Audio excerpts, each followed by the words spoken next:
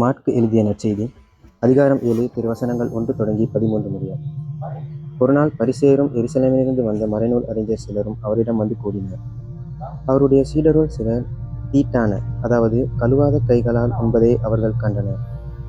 பரிசேயரும், ஏன் யூதர் அனைவருமே தம் மூதாதையர் மரபை பின்பற்றி கைகளை முறைப்படி கழுவாமல் உண்பதில்லை? சந்தையிலிருந்து வாங்கியவற்றை கழுவிய பின்னரே உண்பர். அவ்வாறே கிண்ணங்கள், பரணிகள், செம்புகள் ஆகியவற்றை கழுவுதல் போன்று அவர்கள் கடைபிடிக்க வேண்டிய மரபுகள் இன்னும் பல இருந்தன.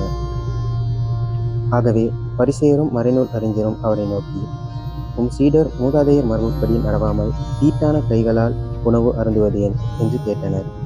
அதற்கு அவர், வெளிவேடக்காரர்களாகிய உங்களை பற்றி எசாயா பொருத்தமாக இறைவாக்கு உரைத்திருக்கிறார். இம்மக்கள் உதட்டினால் என்னை போற்றுகின்றனர், இவர்கள் உள்ளமோ என்னை விட்டு வெகு தொலைவில் இருக்கிறது. மனித கட்டளைகளை கோட்பாடுகளாக கடைபிடிக்கின்றனர். இவர்கள் என்னை வழிபடுவது வீண் என்று அவர் எழுதியுள்ளார். நீங்கள் கடவுளின் கட்டளைகளை கைவிட்டு மனித மரபை பின்பற்றி வருகிறவர்கள் என்று அவர்களிடம் கூறினார். மேலும் அவர், உங்கள் மரபை நிலைநாட்ட கடவுளின் கட்டளைகளை வெகு திறமையாக புறக்கணித்து விட்டீர்கள். உன் தந்தையையும் தாயையும் மதித்து நட என்றும் தந்தையோ தாயையோ சபிப்போர் கொல்லப்பட வேண்டும் என்றும் மோசே உரைத்திருக்கிறார் அல்லவா?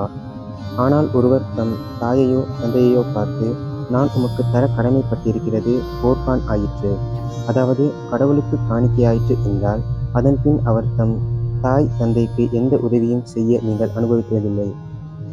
இவ்வாறு நீங்கள் பெற்றுக்கொண்ட மரபின் பொருட்டு கடவுளின் வார்த்தையை பயனற்றதாக்கிவிட்டீர்கள்.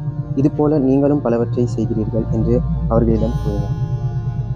இது ஆண்டவரின் அருள்வாக்கு. கிறிஸ்துவே உமக்கு புகழ்.